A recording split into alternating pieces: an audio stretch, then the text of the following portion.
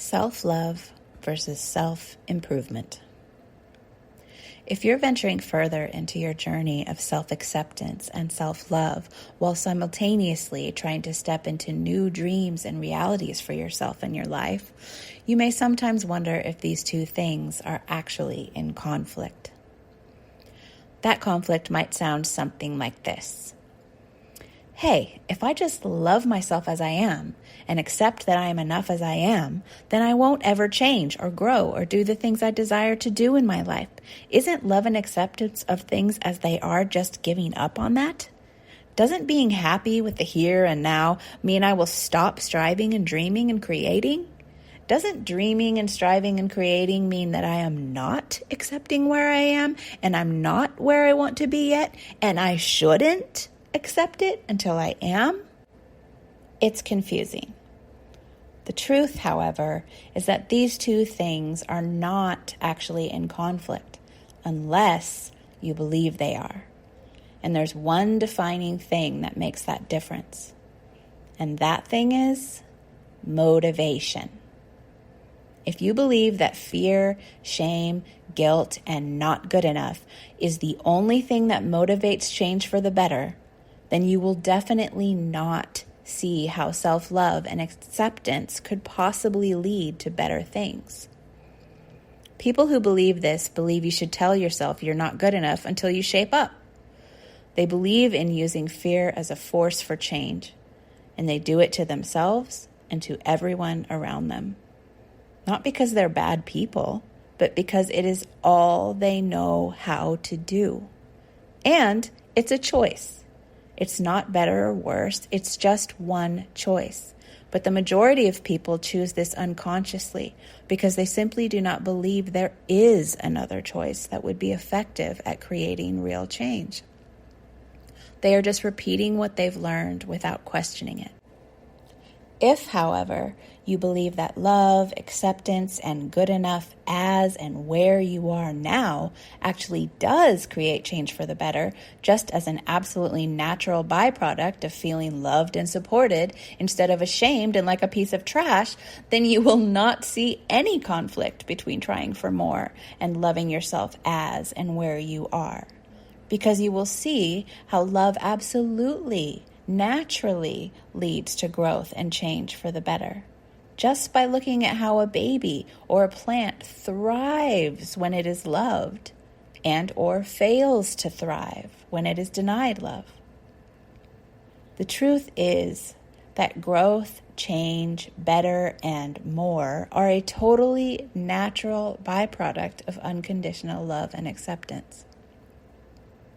But when you've been raised to believe that the way to grow and be better is to guilt, shame, push, pull, or force yourself or others into submission, you will sometimes get confused and think that self-love and self-improvement are totally incompatible and at odds.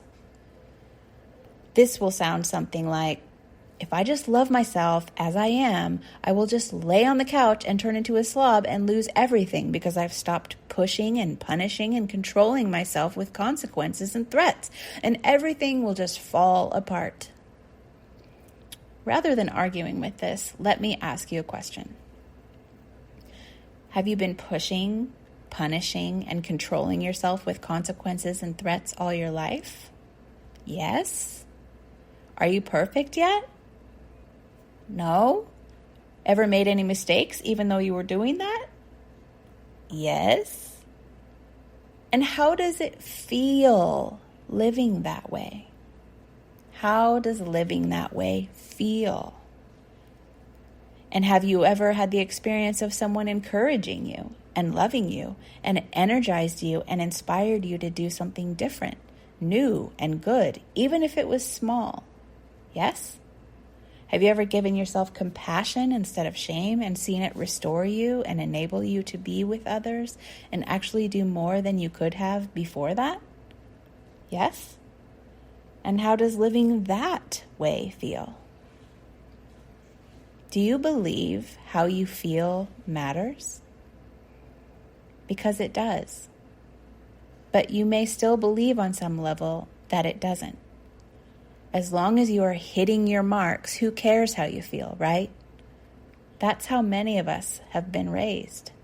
But wrong. How you feel is all you have. It matters. You matter. There's no right or wrong choice here. You get to choose. But how do you want to live? How do you want to feel in this lifetime you have here on earth? How do you want to connect to others? What message do you want to pass on? Because what we do to ourselves, we automatically pass on to others. The reality is, self-love is self-improvement.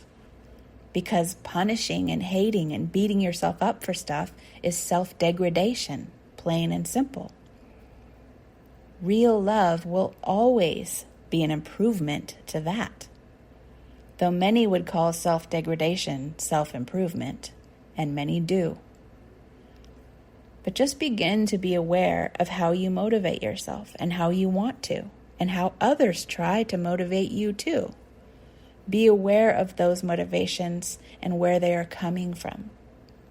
Are they rooted in fear and shame or love? And begin to choose love instead, if you dare. And it will indeed require some daring, because that is not how most of the world operates. But I know you can do it, if you choose to. And when you do, the results will be a change you actually feel, instead of just see and project for other people's applause and approval. And as always, if you like a little help with that, then I invite you to join us in my Feast or Famine No More course at sunnychapman.com/feast. And if you'd like to get these posts to your inbox every Sunday morning, I invite you to get on my list at sunnychapman.com/more, where you'll get my free How to Earn More, Doing Less guide.